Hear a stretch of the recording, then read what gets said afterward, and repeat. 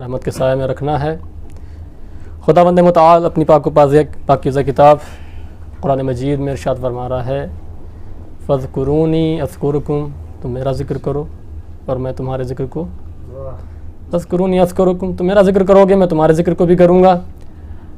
یہ خدا کی جو آیت ہے یہ کب نازل ہوئی، اس کا شان نزول کیا ہے، بیان کرنے کا وقت نہیں ہے، بس صرف اتنا بیان کرنا ہے کہ اگر آپ خدا کے ذکر کو باقی رکھیں گے تو خدا آپ کے ذکر کو بھی باقی رکھے گا، اور اس کی جیتی اور جاگتی دلیل آپ کے سامنے موجود ہے فرش اعضا، اس لیے کہ صاحب فرش اعضا نے خدا کے ذکر کو باقی رکھا تھا، اسی لیے خدا نے آج اس فرش اعضا کے ذریعے سے اس کا ذکر بھی باقی رکھا ہے۔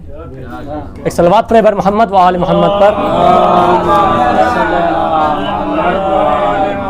آپ دیکھیں ہمارے اور آپ کے سامنے فرش اعضا کے علاوہ بہت سی میٹنگیں ہوتی ہیں، بہت سے جلسات ہوتے ہیں، لوگ بیٹھتے ہیں بہت سے باتیں بھی ہوتی ہیں، لیکن وہ اہمیت نہیں حاصل ہے جو فرش اعضا کو حاصل ہے۔ اور دوسری سب سے اہم بات اس فرش اعضا کی اہمیت کو بتا دوں کہ آپ جب کبھی کسی میٹنگز میں جاتے ہیں، جب کسی جلسے میں جاتے ہیں، تو جیسا آپ کا عہدہ ہوتا ہے ویسے آپ کو جگہ دی جاتی ہے، جیسا آپ کا معیار ہے آپ کے معیار کے اعتبار سے آپ کو جگہ دی جائے گی۔ اگر آپ زمین والے ہیں تو آپ کو زمین میں جگہ دی جائے گی، اگر آپ کرسی والے ہیں تو آپ کو کرسی کی جگہ دی جائے گی، اگر آپ اسٹیج والے ہیں تو آپ کو اسٹیج کی جگہ دی جائے گی، لیکن واحد ایک فرش اعضا ایسا مقام ہے کہ جس معیار کا بھی ہو نیچے بیٹھتا ہے۔ ایک صلوات پڑھیں بر محمد و آل محمد۔ اور آپ دیکھیں کہ آپ ہمارے اور انسانوں کے درمیان جو تشخیص دی جاتی ہے، لوگوں کے درمیان جو فرق پیدا کیا جاتا ہے ان کے ہنر کے ذریعے سے پیدا کیا جاتا ہے۔ جیسا انسان کا ہنر ہوتا ہے اس کو ویسی ہی اہمیت دی جاتی ہے۔ اگر ایک مزدور ہے تو اس کو وہی عزت دی جاتی ہے کہ وہ مزدوری کرتا ہے، اگر ایک مولانا ہے تو اس کو وہی اہمیت دی جاتی ہے اس لیے کہ وہ مولانا ہے، علم دین اس نے حاصل کیا ہے، اگر ایک ڈاکٹر ہے تو اس کو ایک وہی اہمیت دی جاتی ہے کہ وہ ڈاکٹر ہے، وہ لوگوں کا علاج کرتا ہے، اگر ایک انجینئر ہے تو اس کو اسی طریقے سے اہمیت دی جاتی ہے کیونکہ وہ انجینئر ہے۔ لیکن واقعی لاکھوں سلام ہو حسین کے اس ذکر کے اوپر، حسین کی اس فرش اعضا کے اوپر، ڈاکٹر ہو یا انجینئر ہو یا مولانا ہو یا مزدور ہو، لیکن جب فرش اعضا بکتی ہے تو وہ آ کر کے اسی میں بیٹھتا ہے۔ ایک صلوات پہ بر محمد و آل محمد۔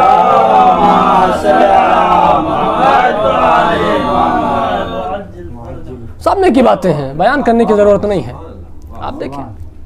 اور بہت سے آج کے دور میں تو بہت زیادہ چل گیا ہے کہ وہ گورے ہیں ان کو الگ رکھو، وہ کالے ہیں ان سے دور رہو، نہ آپ بھی کالے ہو جاؤ گے۔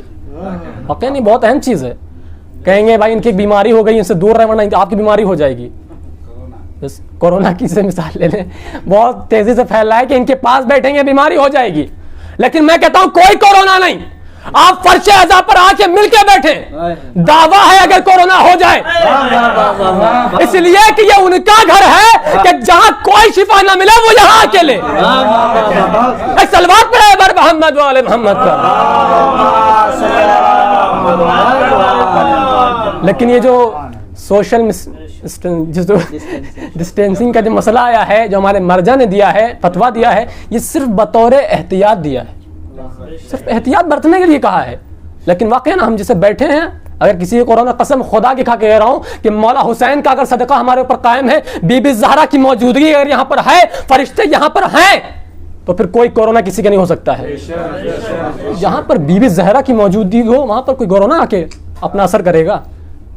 اور آپ دیکھیں اس فرش اعضا کے حوالے سے بات چل رہی ہے، عرض کرتا چلوں اور آپ کی اپنی بات کو تمام کر دوں گا اسی کے اوپر کہ آپ دیکھیں دنیا میں چاہے جتنا بڑا جلسہ ہو، دنیا میں چاہے جتنی بڑی میٹنگ ہو، چاہے جتنے بڑے بڑے لوگ آ جائیں، چاہے جتنے بڑے بڑے مجسٹریٹ آ جائیں، چاہے پی ایم آ جائیں، چاہے جو بھی آ جائیں، آ کر کے بیٹھ جائیں اس مجلس میں، اس محفل میں، اس میٹنگ میں، لیکن کوئی میٹنگ اس قابل نہیں ہوتی ہے کہ وہاں پر فرشتے آ کر کے بیٹھیں۔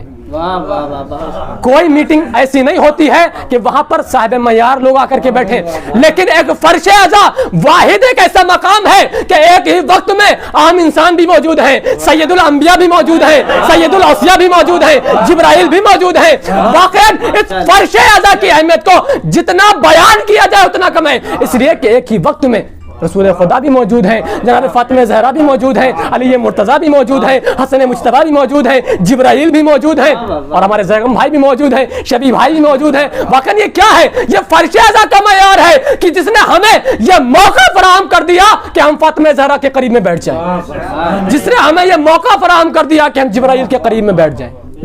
ایک صلوات پڑھے بر محمد و آل محمد.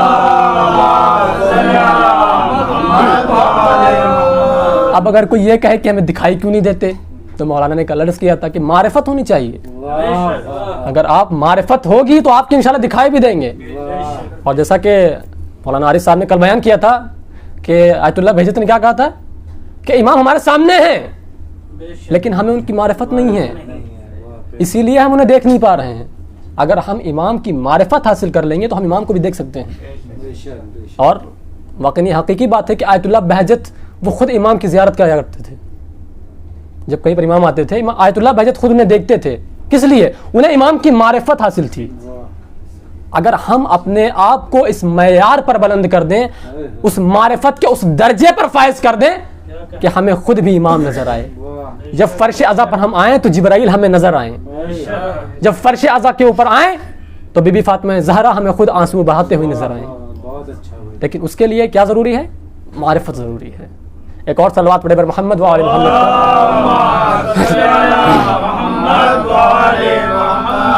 آتا ہوں اپنے موضوع کی طرف. میرا موضوع تھا کہ قرآن مجید میں خدا نے ارشاد فرما رہا ہے کہ فاذکرونی اذکرکم, تم میرا ذکر کرو اور میں تمہارا ذکر کروں گا. یہ ذکر کیا ہے؟ میں نے ابھی اس سے پہلے ایک مجلس میں عرض کیا کہ خدا کا کوئی ذکر نہیں ہے. خدا کسی تعریف کا محتاج نہیں ہے, اس لیے کہ وہ علی کل شیء قدیر, ہر چیز کے اوپر اس کی قدرت ہے. جس چیز سے چاہے وہ اپنی تعریف کروا سکتا ہے.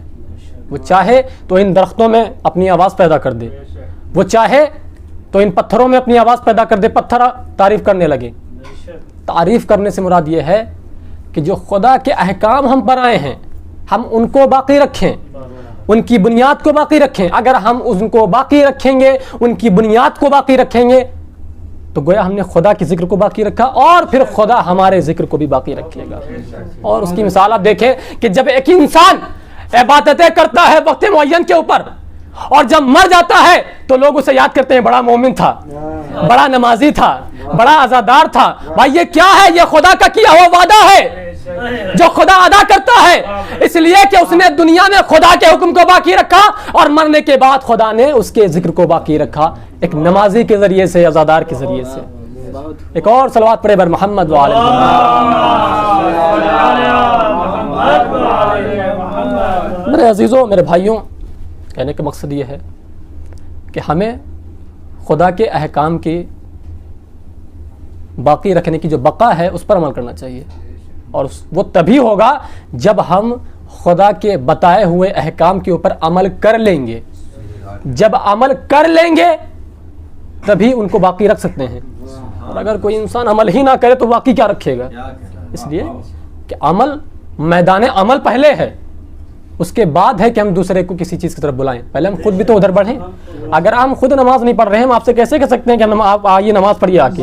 ظاہر سی بات, اگر میں آپ سے کہوں گا تو آپ یہی کہیں گے کہ بھائی آپ تو پڑھتے نہیں, ہم سے کہہ رہے نماز پڑھیں آ کے. لہذا ہمارا فریضہ ہے کہ ہم خدا کے احکام کو باقی رکھیں, جس طرح امام حسین علیہ السلام نے ان احکاموں کو, اس شریعت کے احکام کو باقی رکھنے کے لیے اپنے پورے بھرے گھر کو کربلا کے میدان میں 3 دن کا بھوکا پیاسا بارگاہ خداوندی میں پیش کر دیا. جو کہتے ہیں کہ کربلا 2 شہزادوں کی جنگ تھی, کربلا ایک حادثہ ہے, لعنت ہے ان لوگوں کے اوپر. واقعا انہیں معرفت نہیں ہے کربلا کی. کربلا کا جو مین مقصد ہے, کربلا کا جو مین معیار ہے, کربلا واقع کس لیے ہوئی کوئی جانتا ہی نہیں ہے.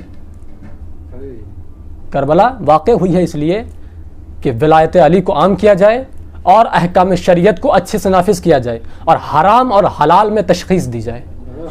اس لیے کہ بھائی کربلا میں لا الہ الا اللہ کہنے والے موجود تھے, محمد رسول اللہ کہنے والے موجود تھے, علی ولی اللہ کہنے کو تیار نہیں تھے. اور چاہتے کیا تھے کہ نماز بھی پڑھیں, شراب بھی پئیں, نماز بھی پڑھیں, لوگوں کی غیبت بھی کریں, نماز بھی پڑھیں, زنا بھی کریں. امام حسین علیہ السلام نے ان کے درمیان تشخیص دینے کے لیے ہی کربلا کو واقع کیا ہے, تاکہ حلال ایک طرف ہو جائے, حرام ایک طرف ہو جائے. اگر تم حلال کے محب ہو تو حلال کی طرف آ جاؤ, حرام کے محب ہو تو ادھر ہی چلے جاؤ. اور جب امام حسین علیہ السلام میدان کربلا میں آئے ہیں جنگ کرنے کے لیے تو جو خطبہ دیا ہے، جو ملعونوں کو مخاطب کر کے کہا ہے، تو کیا کہا تھا کہ میں رسول کا نواسا ہوں اور جو عمل رسول نے کیا وہی عمل میں کر رہا ہوں، اور میں تمہیں امر بالمعروف نہی عن المنکر کی طرف دعوت دے رہا ہوں. اگر تم میں صلاحیت ہے تو آؤ میری طرف اور پہچانو معرفت اسلام کو، معرفت شریعت کو تم خود پہچانو. اور جس نے پہچان لیا وہ حور بن گیا، اور جو نہیں پہچانا وہ آج بھی لعنت کا مصداق ہے. بس میرے عزیزوں، میں نے اپنی گفتگو کو تمام کیا. آج 3 محرم ہے اور اسی کربلا کی یاد کو ہم 1461 ہجری سے لے کر کے آج 1400 سال ہو رہے ہیں تقریباً، ہم آج اسی کی یاد کو منا رہے ہیں. کس لیے؟ اس لیے کہ ہم بھی امام حسین علیہ السلام کی راہ پر چل رہے ہیں. بس میرے عزیزوں، میں نے اپنی گفتگو کو تمام کیا. واقعاً لائق فخر ہے یہ بات کہ ہم اس کا ذکر کرنے کے لیے اس جگہ پر موجود ہیں کہ جس نے ایک ایسی عظیم قربانی دی ہے کہ اس کے بعد نہ کسی نے دی ہے، نہ تا قیامت تک کوئی دے سکے گا. میرے عزیزوں، ابھی اس سے پہلے بھی آپ مجلسوں میں شریک ہوئے اور فرش اعضا پر بیٹھ کر کے بیوی کو آپ نے مولا کا پرسہ دیا. خدا آپ کے گریے کو قبول کرے اور پرسے کو قبول کرے. آج 3 محرم ہے، قیامت کی تاریخ ہے. واقعاً اگر احساس ہو تو احساس کر لیں.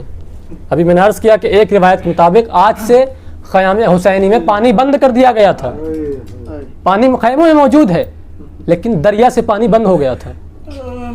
اور جب آپ خود دیکھیں، احساس کریں کہ جب ہمارے گھر کے بڑے لوگوں کو جب احساس ہو جاتا ہے کہ ہمارے یہاں کوئی چیز ختم ہونے والی ہے تو ہمارے بڑے جو ہوتے ہیں اس چیز کو استعمال کرنا بند کر دیتے ہیں، اس لیے تاکہ ہمارے بچے اس چیز کو استعمال کریں. اب ذرا احساس کریں، ذرا سا احساس کریں کہ جب دریا سے پانی بند ہو گیا ہوگا تو کیا امام نے پانی استعمال کیا ہوگا 3 محرم کے بعد سے؟ امام نے پانی کا استعمال چھوڑ دیا ہوگا. کس لیے؟ تاکہ میرے بچے پانی استعمال کر سکیں. یہ جو کہا جاتا ہے نا کہ ہمارے امام مولا کو 3 دن کا بھوکا پیاسا شہید کیا گیا، نہیں، یہ غلط ہے. ہمارے مولا کو 7 دن کا بھوکا پیاسا شہید کیا گیا ہے. اس لیے کہ مجھے نہیں لگتا کہ مولا حسین نے 3 محرم کے بعد پانی استعمال کیا ہو. اس لیے کہ امام دیکھ رہے تھے کہ چھوٹے چھوٹے بچے میرے ساتھ. جزاک اللہ، خدا آپ کو کوئی غم نہ دے سوائے غم مظلوم کربلا کے. ہاں زادارو، یہ قافلہ جب کربلا کے میدان میں وارد ہوا ہے تو ایک مرتبہ رہبار امام حسین کربلا کی زمین پر چلتے چلتے رک گیا. جب رک گیا مولا حسین سمجھ گئے کہ وہ مقام آ گیا ہے کہ جو میری منزل ہے. مرتبہ امام حسین علیہ السلام گھوڑے سے نیچے اترے، لوگوں سے دریافت کیا، پتہ چلا یہ میدان کربلا ہے، اسے ارض بلا کہتے ہیں.